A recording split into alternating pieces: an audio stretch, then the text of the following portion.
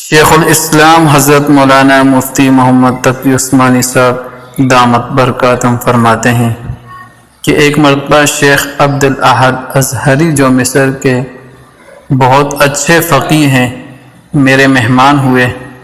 ایک مجلس میں آپ نے حاضرین کے سامنے بہت ہی عمدہ انداز میں تلاوت کی، پھر گفتگو کا دور شروع ہوا۔ بات نکلی کہ قرآن نازل ہوا عرب میں، پڑھا گیا مصر میں اور سمجھا گیا ہند میں۔ اس پر انہوں نے ایک واقعہ سنایا، وہ آپ کے سامنے رکھتا ہوں۔ وہ فرماتے ہیں کہ ایک مرتبہ میں مسجد نبوی میں حاضر تھا۔ کچھ محبت رکھنے والے علماء نے مجھے مسند پر بٹھا دیا اور کہا ہمیں کچھ نصیحت کریں۔ بعد نصیحت کے سوال و جواب کا دور شروع ہوا۔ کسی نے پوچھا استاذ کا رتبہ بڑا یا والدین کا؟ میں نے کہا کہ بعض حضرات نے لکھا ہے کہ استاذ کا درجہ بڑا ہوتا ہے، کیونکہ والدین بچے کو نیچے دنیا میں لانے کو محنت کرتے ہیں اور استاذ بچے کو نیچے دنیا سے اوپر لے جانے کے لیے محنت کرتا ہے۔ اس جواب پر ایک ادھیڑ عمر کے آدمی نے کہا کہ مجھے آپ کا جواب سمجھ میں نہیں آیا۔ میں نے کہا آپ کچھ سمجھا دیں۔ اس نے کہا کہ صحابہ کے دور سے یہ ترتیب چلی آ رہی ہے۔ غالباً حضرت معاذ اور نبی کریم صلی اللہ علیہ وسلم کی ایک گفتگو کی طرف اشارہ فرمایا کہ پہلے کتاب اللہ، پھر سنت رسول، پھر عمل صحابہ، پھر اخیر میں قیاس ہے، اور آپ نے پہلے ہی قیاس کو اٹھایا، حالانکہ والدین کا رتبہ منصوص علیہ ہے اور آپ نے جو دلیل پیش کی وہ قیاس ہے۔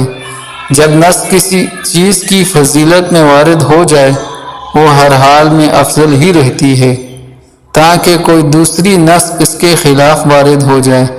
میں نے اپنا سر پکڑ لیا کہ واقعی اتنی زبردست چوک مجھ سے کیسے ہو گئی، جبکہ اصول میں یہ بات ہے کہ کسی چیز کی فضیلت یا کسی چیز کے ثواب و عقاب کو ثابت کرنے کے لیے نص قطعی ثبوت چاہیے۔ یہ ایسا مضبوط بالسند متصل قول نبی چاہیے جو اس فضیلت یا ثواب و عقاب کے معاملے میں صریح ہو۔ میں نے کہا واقعی میں غلطی پر تھا، کچھ اور فرمائے۔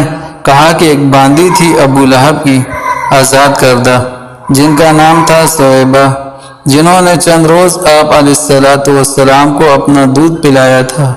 ایک مرتبہ تشریف لائیں تو آپ نے اپنی دستار مبارک ان کے راستے میں بچھا دی۔ یہ درجہ دیا اس ذات کو جس نے چند روز دودھ پلایا، تو جنم دینے والی کا کیا حق ہوگا۔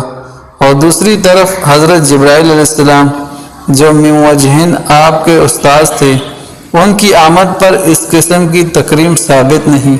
میں نے کہا آپ کے جواب سے اطمینان ہوا، کلام الہی اور عمل نبی کے بعد کسی چیز کی ضرورت نہیں۔ پھر اٹھ کر چل دیے۔ میں نے کہا شاید کوئی فقیہ ہیں۔ اہل مجلس نے کہا کہ یہ ہندوستان کے ادارہ دارالعلوم دیوبند کے استاذ مفتی سعید احمد پالن پوری ہیں۔